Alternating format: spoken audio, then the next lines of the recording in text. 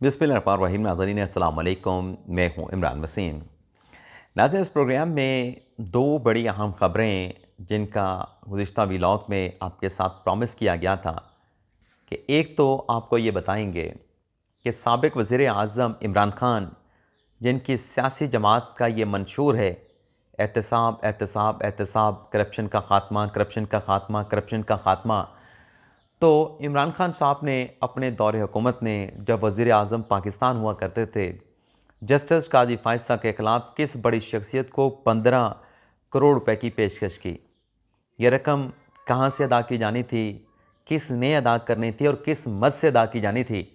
और इस खबर में आप नाज़रीन को ये भी बताएंगे कि जिस शख्स को इतनी बड़ी रकम इमरान ख़ान साहब देने की पेशकश कर रहे थे, उस शख्स से इमरान ख़ान साहब जस्टिस काज़ी फ़ाइज़ के ख़िलाफ़ क्या काम लेना चाहते थे, या उस शख्स को जस्टिस काज़ी फ़ाइज़ के ख़िलाफ़ इमरान ख़ान किस किस्म की असाइनमेंट देने का इरादा रखते थे।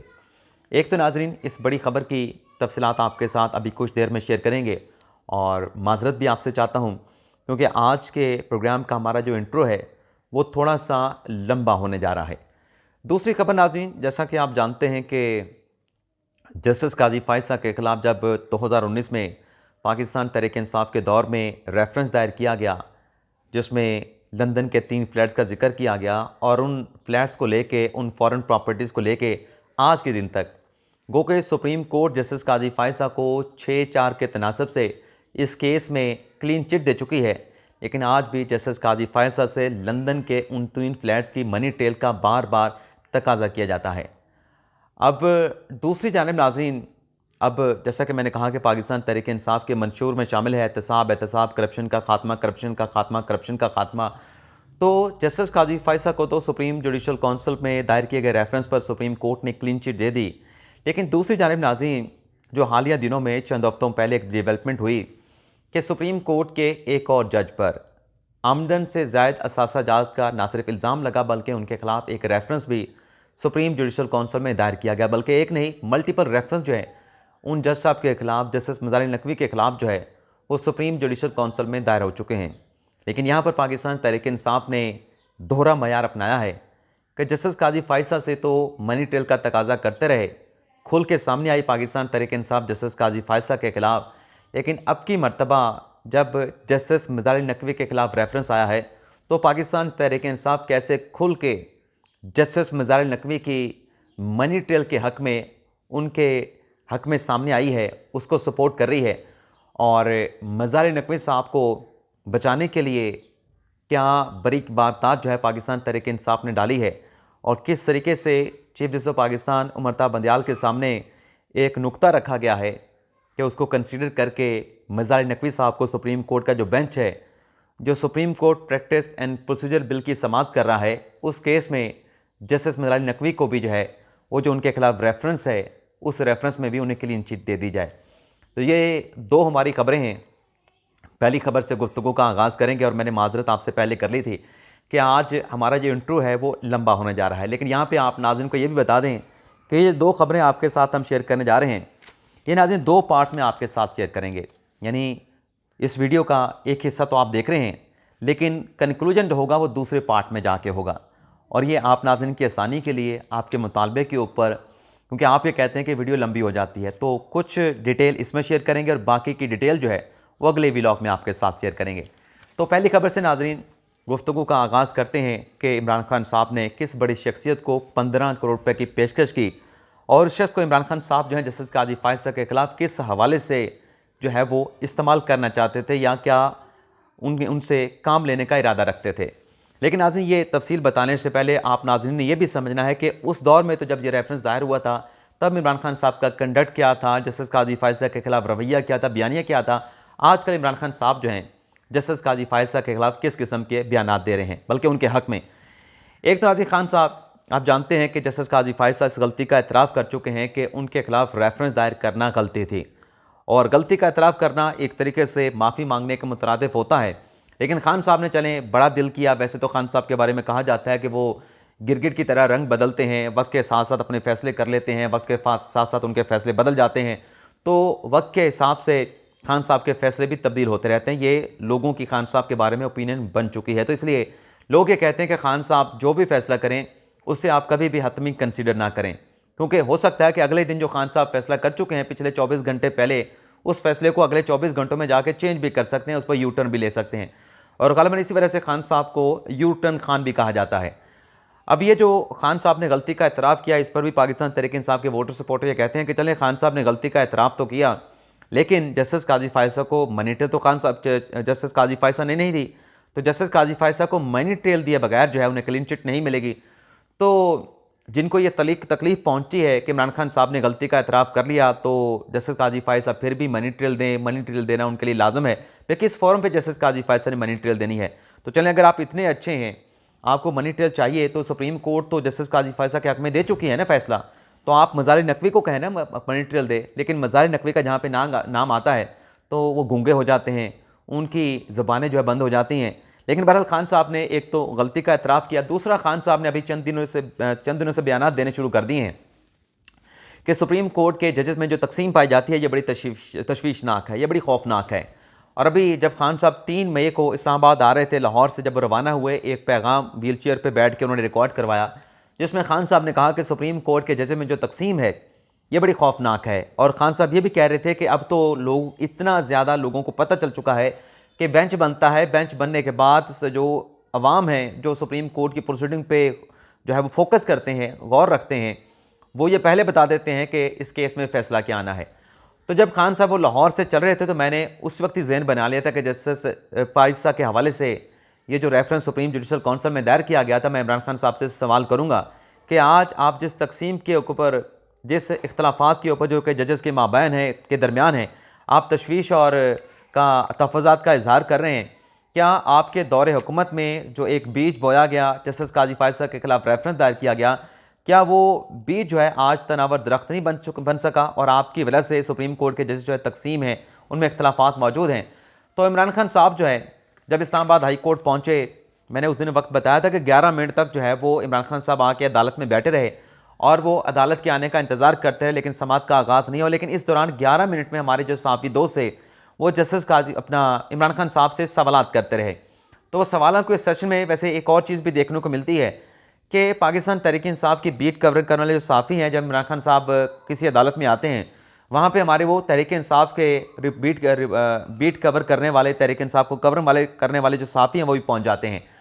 अब उसमें नाज़िम होता क्या है कि इमरान खान साहब अगर हाई कोर्ट में आए तो हक़ तो पहले वो जो कोर्ट के रिपोर्टर हैं उनका हक़ है कि उन्हें सवाल करने का मौका दें। वो खान साहब से कुछ पूछना चाहते हैं, कोई सवाल है, तो उन्हें सबसे पहले मौका मिलना चाहिए। हालांकि जो पीटीआई के बीट कवर करने वाले रिपोर्टर हैं, ये तो खान साहब के साथ गाहे बगाए बल्कि अक्सर बेशतर जो है मुलाकात करते रहते हैं, ख़ासतौर पर लाहौर ज़मान पार्क में जाके। तो मैंने भरपूर कोशिश की उन 11 मिनट में खान साहब से सवाल पूछ सकूँ, लेकिन खान साहब से मैं सवाल नहीं पूछ सकूँ क्योंकि वो पीटीआई के बीट रिपोर्टर आगे आगे खड़े थे, फ्रंट लाइन में खड़े थे। और फिर जब वो एक वाक़या हुआ जिसमें फवाद चौधरी साहब रोस्टरूम पे गए और जज साहबान ने भरमे का इजहार करते हुए बेंच छोड़ दिया, अदालत छोड़ के चले गए, उसके बाद दोबारा से वो गैर रस्मी गुफ्तगू, गैर रस्मी सवालात जो इमरान खान साहब के साथ उसका सिलसिला शुरू हुआ। तो मुझे बड़ी देर के बाद एक मौका मिल गया और मैंने वहाँ पर दोस्तों से कहा, यार कम अज़ कम मुझे एक सवाल तो कर लेने दें। आप सवाल करने के बाद जो है इमरान खान के साथ जो है वो गपशप लगाना शुरू कर देते हैं, सवाल के बाद अपना तजिया करना शुरू कर देते हैं। तो मुझे एक सवाल कर लेने दें, उसके बाद आप जो मर्जी खान साहब से करें, मैं पीछे हट जाऊँगा सवाल करने के बाद। तो मैंने खान साहब से सवाल पूछा कि आप ये बताएं कि ये जो आप इख्तलाफात की बात करते हैं सुप्रीम कोर्ट के जजेस में, सुप्रीम कोर्ट में तकसीम की बात करते हैं, ये बीज तो आपने बोया था, जस्टिस काजी फायसा के खिलाफ रेफरेंस तो आपने दायर किया था। उस दिन से ये बीज जो है वो पौधा बना, पौधे से आज तनावर दरख्त बन गया है। तो आपको अफसोस नहीं हो रहा कि ये सारी बुनियाद आपने रखी थी? तो खान साहब ने कहा था कि जस्टिस काजी फायसा के खिलाफ जो रेफरेंस कहाँ से आया था, मुझसे सवाल कर दिया। मैंने इमरान खान साहब से ये पूछता कि खान साहब ये आप बताएं कहाँ से रेफरेंस आया था। मेरे बाकी साथियों ने खान साहब से मेरे कहने से पहले सवाल पूछ लिया, भाई खान साहब आप वज़ीर आज़म थे, आप बताएं कि जस्टिस काजी फायसा के खिलाफ रेफरेंस कहाँ से आया था। आपने एडवाइस किया था, आपके दस्तखत के साथ समरी सदर साहब को भेजी गई, तो आप बताएं क्या फैज़ हमीद ने भेजा था। एक साहब ने यह भी सवाल भी कर लिया। तो इमरान खान साहब ने यह जवाब दिया कि वो फैज़ हमीद से भी ऊपर से आया था, यानी वो बारवा साहब की तरफ खान साहब इशारा कर रहे थे।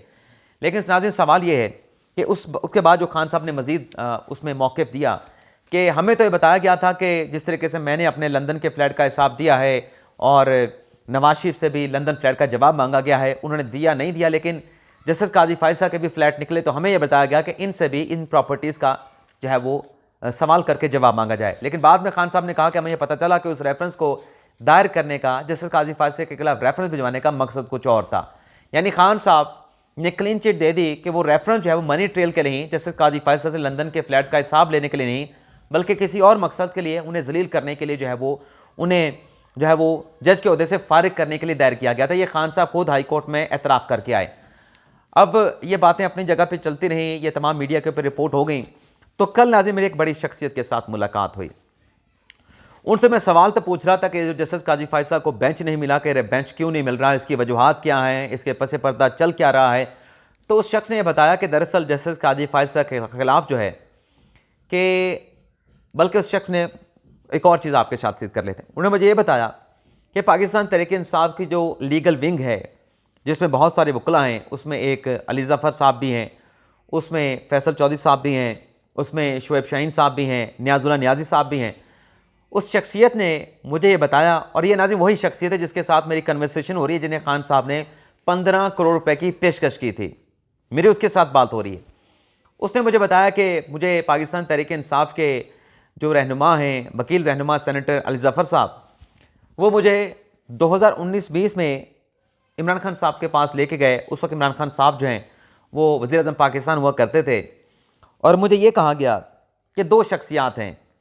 और ये नाज़रीन आपको यहाँ पे ये भी बता दें कि जब ये मुलाकात के लिए उस शख्सियत को इमरान खान साहब के पास ले जाया गया, उस वक्त जस्टिस काजी फायसा के खिलाफ रेफरेंस जो है सुप्रीम जुडिशल काउंसिल में दायर हो चुका था। जस्टिस काजी फायसा को सुप्रीम जुडिशल काउंसिल से शोकास नोटिस भी जारी हो चुका था, और उस शोकास नोटिस को जस्टिस काजी फायसा सुप्रीम कोर्ट में चैलेंज भी कर चुके थे। और जस्टिस काजी फायसा की दरख्वास्त के ऊपर सुप्रीम कोर्ट का 10 रुकनी लार्जर बेंच जो है वो जस्टिस काजी फायसा की दरख्वास्त के ऊपर बाकायदा तौर पर समाअत का आगाज़ भी कर चुका था। तो वो शख्स ये बताते हैं कि मुझे इमरान खान साहब के पास ले जाया गया और मुझे ये कहा गया कि दो शख्सियात हैं, एक जस्टिस काजी फायसा हैं और दूसरे जो हैं वो मीर शकील उर रहमान हैं। आप जानते हैं कि मीर शकील उर रहमान को भी इमरान खान साहब के दौरे हुकूमत में उनके खिलाफ नैब का केस बनाया गया था। नैब का केस बनने से पहले ही, शवाहिद इकट्ठे करने से पहले ही, दस्तावेज़ात इकट्ठे करने से पहले ही उसमें मीर शकील उर रहमान को गिरफ्तार भी कर लिया गया था। ग़ालिबन कई महीनों मीर शकील उर रहमान गिरफ्तार भी रहे थे। तो उस शख्स को टास्क ये सौंपा गया कि आप जस्टिस काजी फायसा और मीर शकील उर रहमान के खिलाफ बयानियाँ बनाएं, उनके खिलाफ कैंपेन चलाएं, उनके खिलाफ आप प्रोपोगंडा करें, आपको 15 करोड़ रुपए की पेशकश की जाएगी। अब इस पेशकश के ऊपर जो इमरान खान साहब कर रहे थे बैरिस्टर अली ज़फ़र साहब की मौजूदगी में, उस शख्स ने क्या जवाब दिया, वो शख्सियत कौन थे, उन्हें इमरान खान साहब के साथ मुलाकात करने के लिए क्यों ले जाया गया था, ये तफसीलात अगले व्लॉग में पार्ट 2 में आपके साथ हम शेयर करेंगे। लेकिन यहाँ पे आप नाज़रीन को बता दें कि वो जो शख्सियत है वो उसका ताल्लुक़ किसी मीडिया के आउटलेट या मीडिया के इदारे से नहीं था, वो कोई सहाफ़ी नहीं थे, वो एक और बड़ी अहम शख्सियत थे। उनके नीचे हज़ारों की तादाद में लोग थे, उनके हज़ारों की तादाद में फॉलोअर्स थे, उनकी आप ये कह लें कि बहुत ज़्यादा जो है वो रीच थी बहुत आम लोगों के साथ। अब वो शख्सियत कौन थे, उनका नाम क्या था, उन्होंने पेशकश एक्सेप्ट की नहीं की, ये तफसीलात फिर अगले व्लॉग में आपके साथ शेयर करेंगे दूसरे पार्ट में। और जैसे मज़ारिल नकवी के हक़ में अब पाकिस्तान तहरीक-ए-इंसाफ कैसे खुल के सामने आई है और इस मामले पे कैसे पाकिस्तान तहरीक-ए-इंसाफ ने चीफ जस्टिस के सामने एक नुक्ता रखा है कि इस नुक्ते को गौर करके जज साहब को रिलीफ दे दें, और फिर अगले व्लॉग में आपके साथ हम शेयर करेंगे। फिलहाल इजाज़त चाहते हैं। अल्लाह ताला हम सब का हामी नासिर हो। अपनी दुआ में याद रखिएगा। अल्लाह हाफिज़।